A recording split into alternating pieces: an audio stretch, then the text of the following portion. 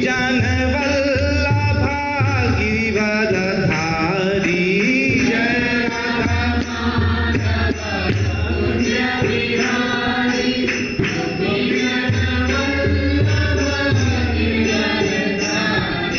जय राधा माधव कुंज बिहारी गोपी जन वल्लभा गिरिवरधारी जय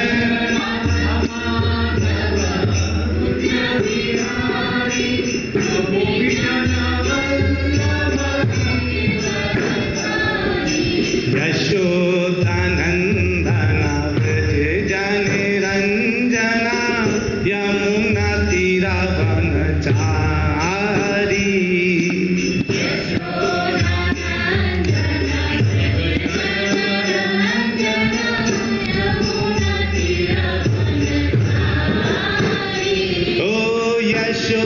यशोदानंदन व्रज जन रंजना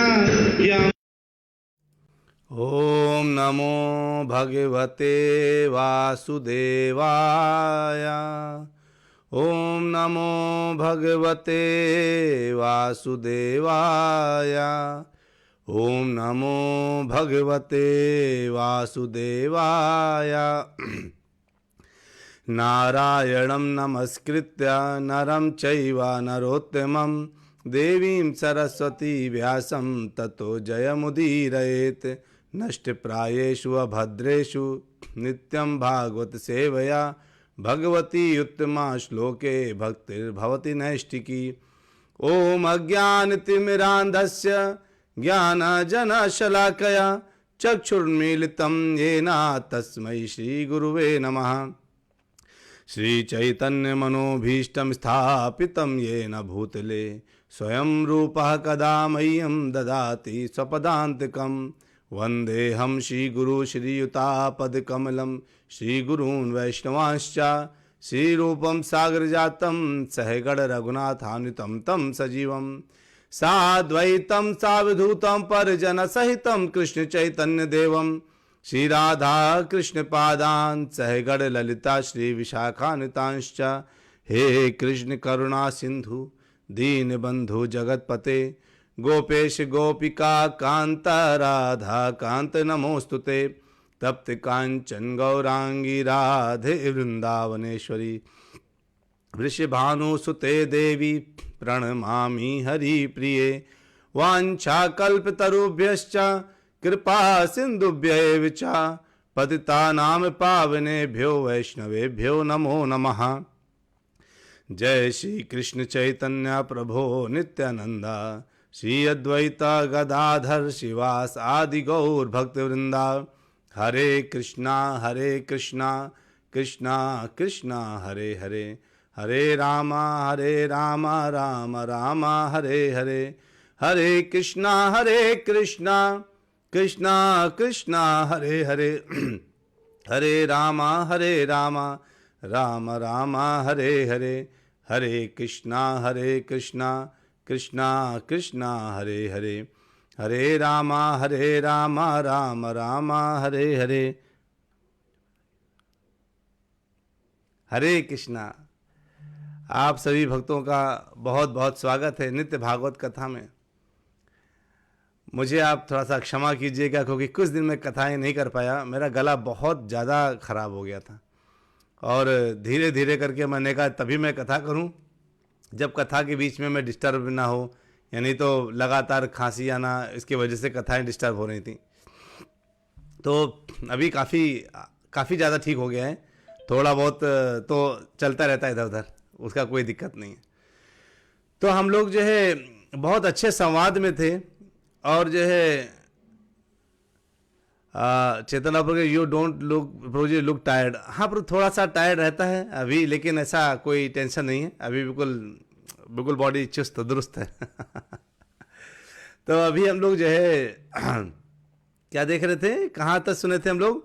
हमने सुना था कि किस तरीके से उद्धव महाराज किससे मिले थे, उद्धव जी से विदुर जी मिले थे, है ना।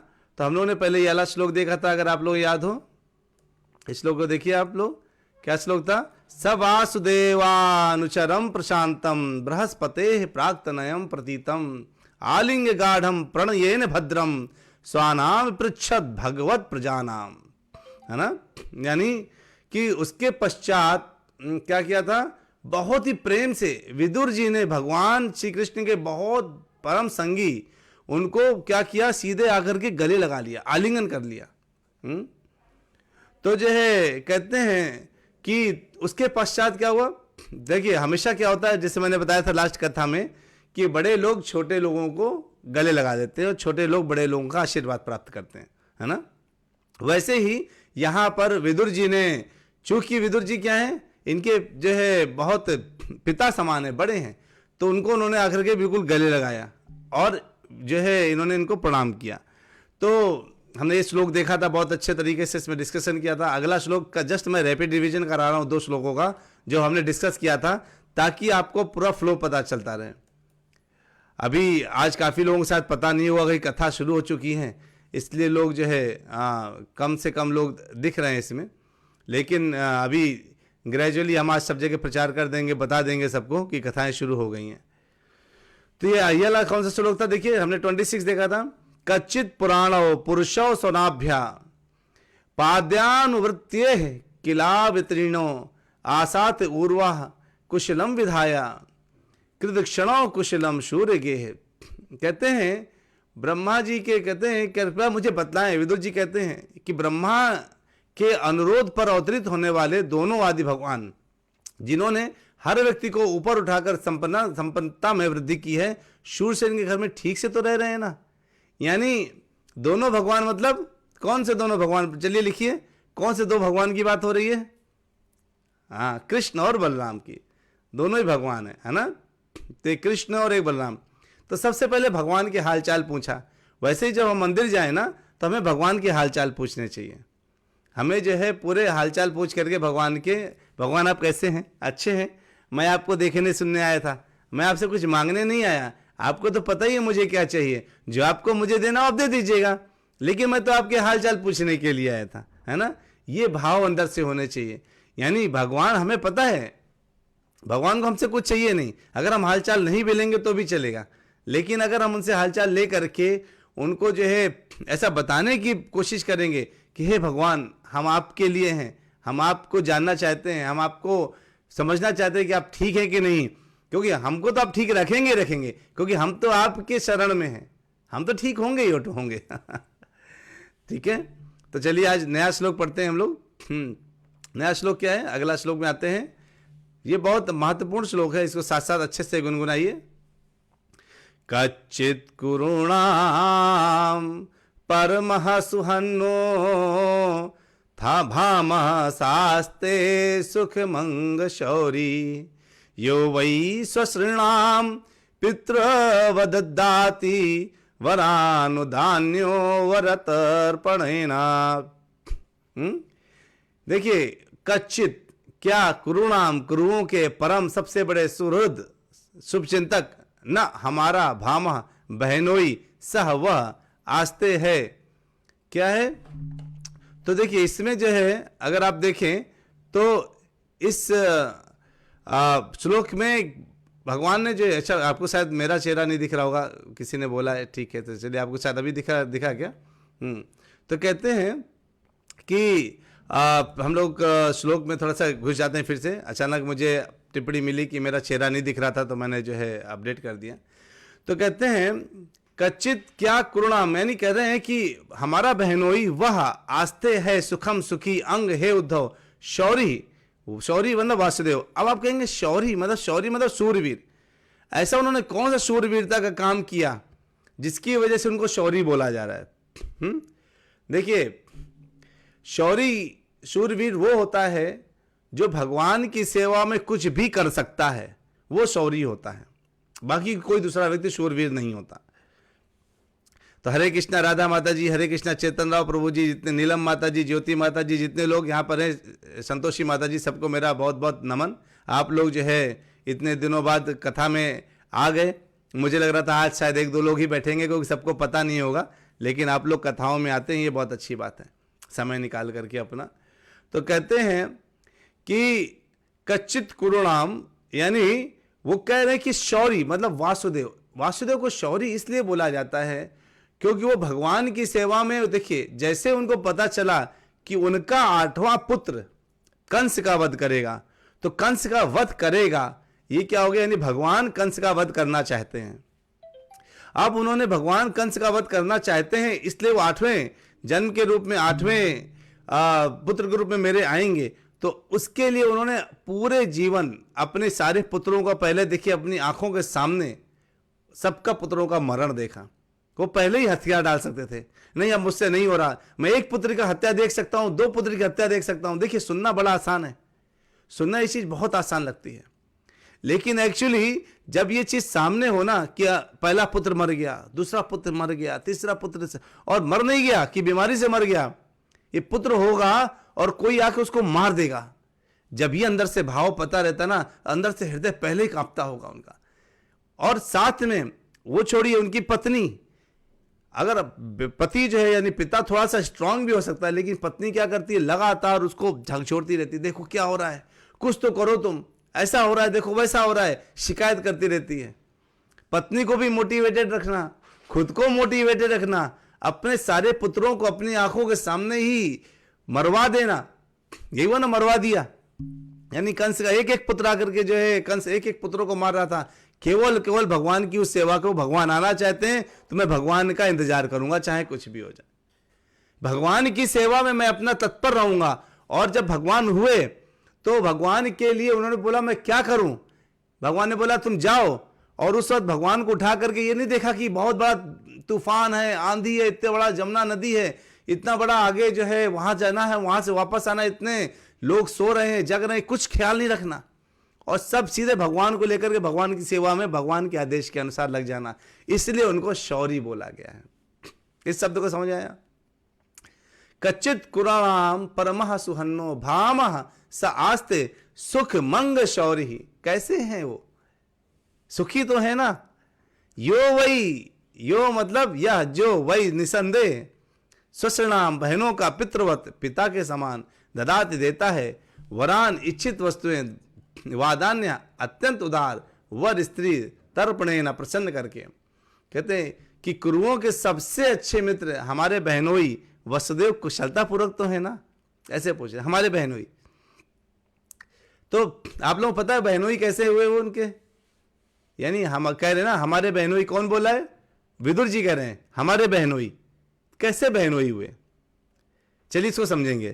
कहते हैं वे अत्यंत दयालु हैं, है ना, और वे अपनी बहनों के प्रति पिता के तुल्य हैं।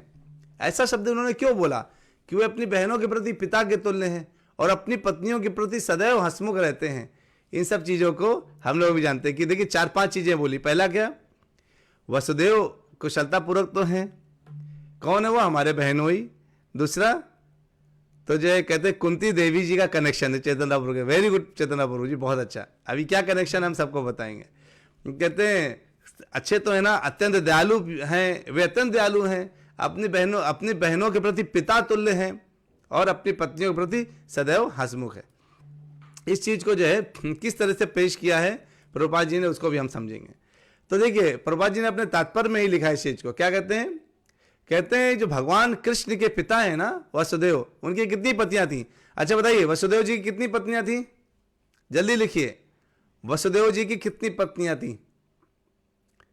16 पत्नियां थी, है ना, जिनमें से एक का नाम था रोहिणी। रोहिणी उनको पौरवी भी बोला जाता है, पौरवी या रोहिणी। और ये कौन है? चैतन्य प्रभु जी कह रहे एक पत्नी थी, नहीं 16 पत्नियां थी प्रभु जी। तो कहते हैं उनमें से एक का नाम था रोहिणी भी नाम था, है ना। रोहिणी जो है इन्हीं की पत्नी थी वसुदेव जी की। इसीलिए पिता के जैसे जो बलदेव जी को, जब उनको संकर्षण भी बोला जाता है, जो है उनको ट्रांसफर किया गया था रोहिणी जी के पेट में, है ना, के गर्भ में। तो कहते हैं कि और जो विदुर की बहन थी, तो यानी क्या हो गई, बलदेव की माता थी और विदुर जी की बहन थी। तो अब विदुर जी की बहन है तो इसलिए वसुदेव विदुर की बहन के पति हैं, इसलिए वो बहनों ही हो गए, साले बहन हो गए कि नहीं हो गए? वसुदेव की बहन कौन है? वसुदेव की बहन है कुंती, ठीक है। विदुर के बड़े भाई पांडु के साथ उनकी शादी हुई, तो उनकी पत्नी हो गई। और उस तरह से भी जो है क्या हुआ, वसुदेव विदुर के साले ही थे, है ना।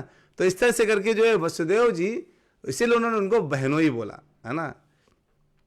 तो कहते हैं किंतु क्या है, वसुदेव से छोटी है कौन, कुंती जो है वसुदेव से छोटी है। और जो है जैसे वसुदेव छोटी है, तो जो छोटी बहन होती है वो पुत्री के समान माना जाता है छोटी बहन को। तो जो वसुदेव है ना, कुंती को कई बार जो है मतलब हमेशा पुत्री के समान मानते थे, और बड़े भाई के ही कर्तव्य की तरह उनको हमेशा निभाया करते थे, पिता की तरह निभाते थे।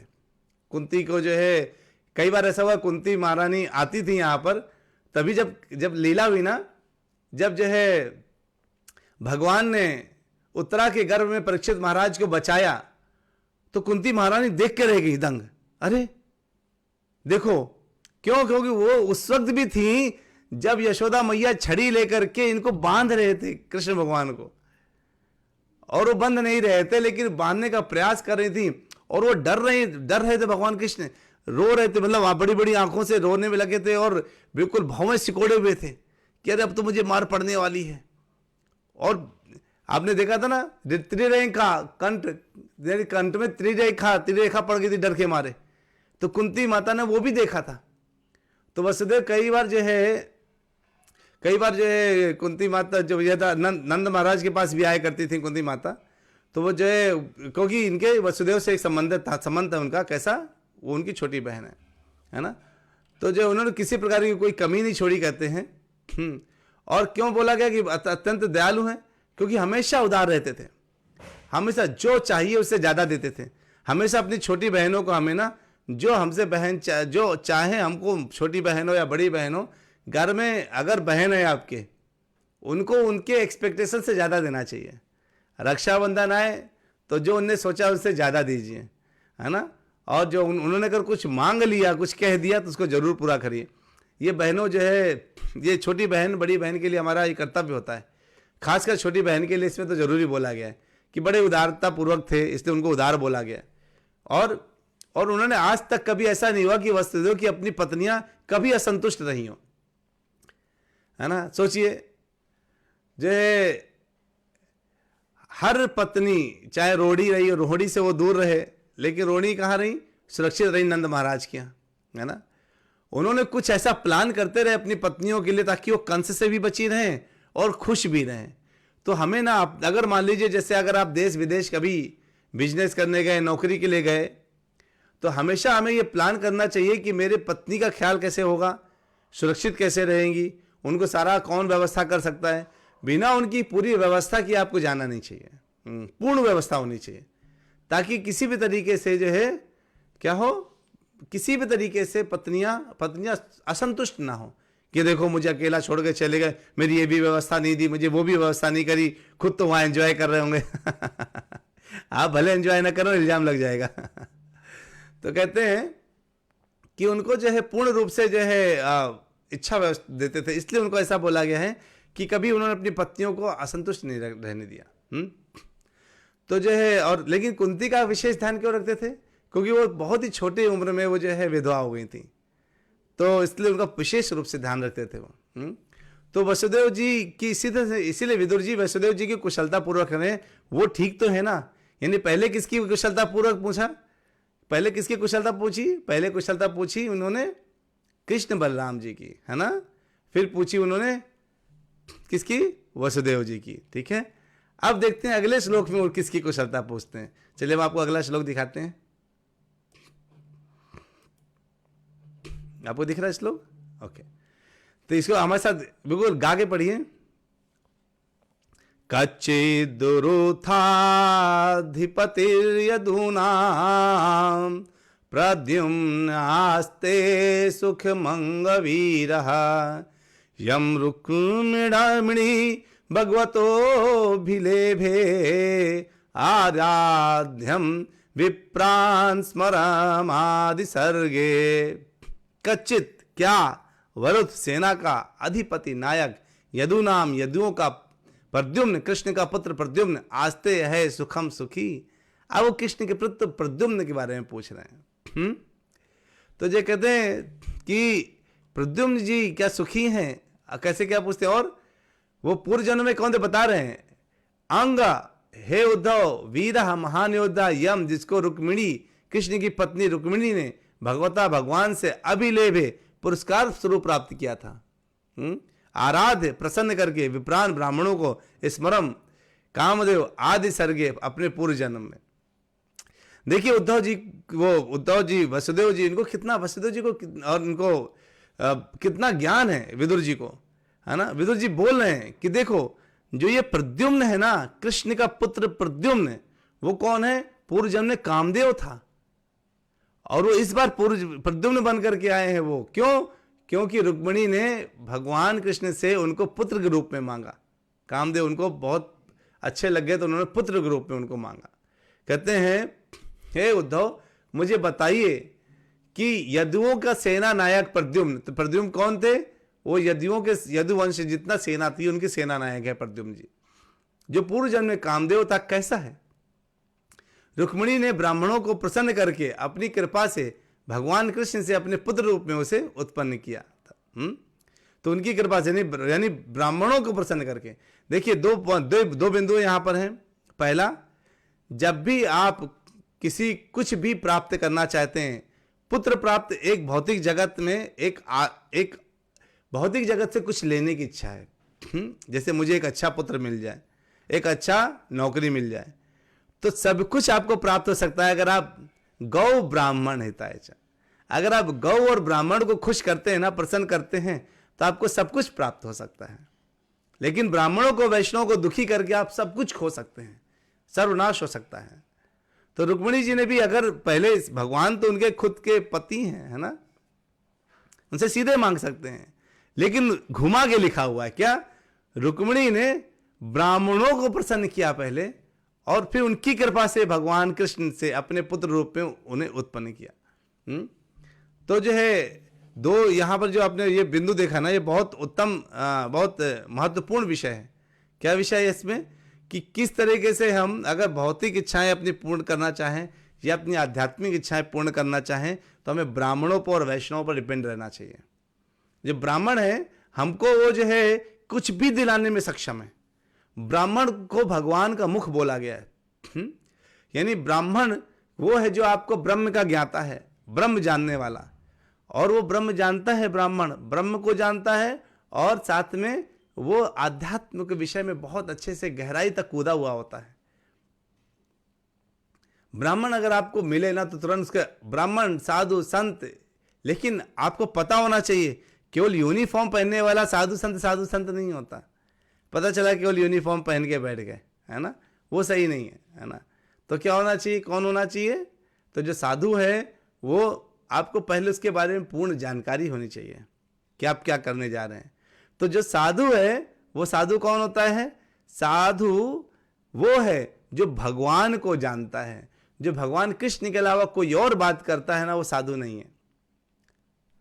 वो साधु हो सकता है, लेकिन वो ब्रह्म का पूर्ण ज्ञानी नहीं है, कह सकते हैं। साधु बन गए आकर के, ठीक है, हम शंकर जी के सेवक हैं तो हम साधु हैं, लेकिन ब्रह्म का पूर्ण ज्ञानी होने के लिए भगवान कृष्ण के विषय में पूर्ण ज्ञान होना चाहिए। भगवान कहते हैं ना, जन्म कर्म च मे दिव्यम एवं यो वेति तत्वतः। जो भगवान के जन्म कर्म को जो अच्छे से जानता है, जो भगवान के कर्म को दिव्य मानता है, दिव्यता को समझता है, जन्म की दिव्यता को समझता है, जो उनके हाव भाव स्वभाव को समझता है, भगवान की इच्छा अनिच्छा को समझता है, जो भगवान के कार्यकलापों को समझता है, भगवान हमसे क्या चाहते हैं और वो भगवान हमसे क्या प्राप्त करना चाहते हैं। एक बात ध्यान रखिए, भगवान ने कभी किसी भी वैष्णव, आप देखिए प्रहलाद महाराज, ध्रुव महाराज, कोई भी आप देख लीजिए, अर्जुन, है ना, पूरे जितने भगवान के ऐसे ऐसे भक्त रहे हैं, सबको ये बोला है कि तुम राज्य संभालो, तुम देश संभालो, तुम परिवार संभालो, तुम जो है, और इसके साथ कैसे मुझे सेंटर में रख के संभालो। अब मैं भगवान का भक्त हो गया, अब तो मुझे कुछ नहीं चाहिए, अब तो मैं जंगल जा रहा हूं। ये भगवान ऐसे लोगों को नहीं कहते, ऐसा नहीं बताते। ऐसा करने के लिए क्या करना चाहिए? हम जंगल जा रहे हैं और भगवान को जंगल जाके भूल जाएंगे 100%, क्योंकि जंगल में हमें कुछ और लुभाने वाली चीज मिल जाएगी। भगवान कहते हैं तुम संभालो, देश संभालो, परिवार संभालो, सब कुछ संभालो, लेकिन मुझे सेंटर में रख करके संभालो, है ना, ये भगवान कहते हैं। तो चलिए एक जो है श्लोक, एक और अगला श्लोक में आते हैं, आज का अंतिम श्लोक करेंगे। तो इसमें और क्या पूछा उन्होंने, अभी उन्होंने एक, देखिए आप फ्लो में तो है ना, आपको फ्लो पता होना चाहिए। चलिए मैं आपको दिखा देता हूँ फ्लो क्या है। सबसे पहले उन्होंने 26वें श्लोक में कृष्ण बलराम जी के बारे में पूछा था, ध्यान रखिएगा। 3.1.26 में कृष्ण बलराम के बारे में पूछा, कैसे हैं वो। यहाँ पे आकर के 27वें श्लोक में उन्होंने जो है वासुदेव के बारे में पूछा, शौर्य ही वसुदेव जी कैसे हैं। 28वें श्लोक में उन्होंने प्रद्युम्न जी के बारे में पूछा, है ना। अब देखिए, अब 29वें श्लोक में किसके बारे में पूछेंगे वो देखते हैं, ठीक है ना। तो कहते हैं कि जो है 29वें श्लोक में आ जाइए, गाते हैं इसको। कच्चित सुखम सात्वत वृष्ण भोज दाशार्ह काणामदपि मधिपः शास्ते यमभ्यशिच्छ क्षतपत्र नेत्रो निर्पासनाशां परिहृत्य दूरात्। गाइए इसको अच्छे से गाइए। कच्चित् सुखम सात्वत वृष्ण भोज दाशार्ह काणामधिपः शास्ते यमभ्यशिच्छ क्षतपत्र नेत्रो नृपासनाशां परिहृत्य दूरात्। कच्चित क्या सुखम, सब कुशल मंगल है, सात्वत सात्वत जाति, वृष्ण वंश, भोज वंश, दाशार काणाम, दाशार जाति, अधिपा राजा उग्रसेन, सह वह आस्ते है यम जिसको अभ्य शिजच यानी प्रतिष्ठित, शत पत्र नेत्रा श्री कृष्ण ने नृप आसन आशाम, राज सिंहासन की आशा प्रहृत त्याग कर दूरात, दूर स्थान। कहते हैं हे मित्र मुझे बताइए, क्या सात्वतों, विष्णुओं, भोजों तथा दाशारों के राजा उग्रसेन अब कुशल मंगल तो है ना। वे अपने राज सिंहासन की सारी आशाएं त्याग कर अपने साम्राज्य से दूर चले गए थे, किंतु भगवान कृष्ण ने उन्हें पुनः प्रतिष्ठित किया। चलिए अब आप लोगों से प्रश्न है, राजा उग्रसेन कौन है। चलिए कौन बताएगा राजा उग्रसेन कौन है, चलिए लिखिए। तो जो है जब आप लोग आंसर करेंगे पता चलेगा राजा उग्रसेन कौन है। देखें किसने महाभारत सीरियल देखा है। ठीक है, ये आप लोगों के लिए क्या हो गया, राजा उग्रसेन कौन है, ये क्वेश्चन हो गया। उसका आंसर मुझे पता है, जितने लोग सुन रहे हैं। कंसास फादर, बिल्कुल सही बात है चेतना प्रभु जी, कंस के पिताजी योगेश प्रभु जी, बिल्कुल सही। तो देखिए सभी लोग जो है ध्यान से सुन रहे हैं और प्रश्नों के उत्तर धमाधम आ रहे हैं। देखिए कंस के पिता, बिल्कुल बढ़िया, सबको पता है। तो कंस ने अपने पिता को ही बंदी बना लिया, भगा दिया, है ना, ये सब काम किया। लेकिन जो है भगवान कृष्ण ने कहा नहीं ऐसा नहीं है, अब आप जो है आप आइए और आकर के यहाँ पुनः अपने राज्य को संभालिए। और ये कहने के बाद तो इस समय किसका स्थिति पूछी गई है, किसके लिए पूछा उन्होंने, राजा उग्रसेन के बारे में पूछा। और उन्होंने किसके बारे में पूछा, कहाँ तक, और सोचिए उनको कितना याद है। आप कहेंगे एक संत है, एक व्यक्ति साधु बन करके निकल गया, है ना। एक व्यक्ति जो है साधु बन करके कहाँ चले जाते हैं, जंगल चले जाते हैं, और जंगल जा करके वो ऐसा कहते हैं अब मुझे कोई किसी से मतलब नहीं है। लेकिन जैसे उद्धव जी से मिले तो सबके हालचाल पूछ रहे हैं। ऐसा क्यों पूछ रहे हैं, क्या अभी भी उनको अपने लोगों से आसक्ति है? ऐसा पूछने का क्या कारण हो सकता है, उनके प्रति क्यों पूछा गया है? जब ये सारे प्रश्न पूछ लेंगे तो मैं आपको ये बताऊंगा कि क्या कारण था कि वो भ्रमण करते करते जिस समय परिवार की किसी को कोई इच्छा नहीं रह जाती, उस वक्त भी उन्होंने क्यों पूछा इन सब के बारे में। एक वैराग्य था, उन्होंने, वो तो वैरागी हो गए ना, सब कुछ छोड़ दिया, धनुष बाण। तो चैतन्य महाप्रभु ने पूछा था कि क्या वो वापस आके पुनः अपने धनुष बाण को उन्होंने धारण किया, तो हम लोग जानेंगे प्रभु जी। बहुत अच्छे प्रश्न है, और मुझे सच में जो है मैं चैतन्य महाप्रभु जी, मैं आपको बहुत नमन करता हूँ इस विषय के लिए, क्योंकि आप जिस तरीके से अपने हृदय को कंट्रोल करते हैं, भागवत को जस आ जाए जल्दी, भागवत प्रभु जी आज कथा क्यों नहीं हो रही, करिए। ये बहुत उत्तम बात है ना, बहुत अच्छा है प्रभु जी। आप ऐसे प्रयास, जब हम लोग, जब भागवत के लिए हमारा इतना इंटरेस्ट आता है ना, इतना रुचि आता है, जब भागवत के प्रेम के होता है, तो भागवत भगवान हमसे प्रेम करते हैं। भागवत स्वयं क्या है? भगवान है। तो भागवत भगवान हमसे तब प्रेम करते हैं जब हम भागवत से प्रेम करते हैं, है ना। अब सबको बता दीजिए कथाएं शुरू हो गई हैं, कोई डिले नहीं करिए, सब लोग समय से आइए। अब मैंने जो है शिल्पी माता जी से बोल रखा है कि बिल्कुल बैनर बनाना शुरू कर दीजिए ताकि सबको पता चल जाए नेक्स्ट डे क्या कथा होने वाली है। जैसे शुरू में इन्होंने किया था, अभी बीच में काफ़ी उथल पुथल मच गया था जीवन में, तो नहीं हो पाई थी चीज़ें। लेकिन आप लोग सब लोग जो है कि इसमें जो प्रयास कर सकता है इन कथाओं के लिए अपने प्रयास जारी रखिए, ठीक है। और कल हमारा इसके आगे बढ़ेंगे हम लोग, बहुत अच्छी कथाएं चलने वाली हैं इसमें। तीसरा कैंटो तो बहुत उत्तम है। पुनीति माता जी कहती है प्रभु जी ये तीसरा कैंटो का मैं बड़ा इंतजार कर रही थी। चलिए, वांछा कल्पतरुभ्यश्च कृपा सिंधुभ्य एव च पतितानां पावनेभ्यो वैष्णवेभ्यो नमो नमः। हरे कृष्णा कृष्ण कृष्ण हरे हरे, हरे रामा राम राम हरे हरे। हरि बोल।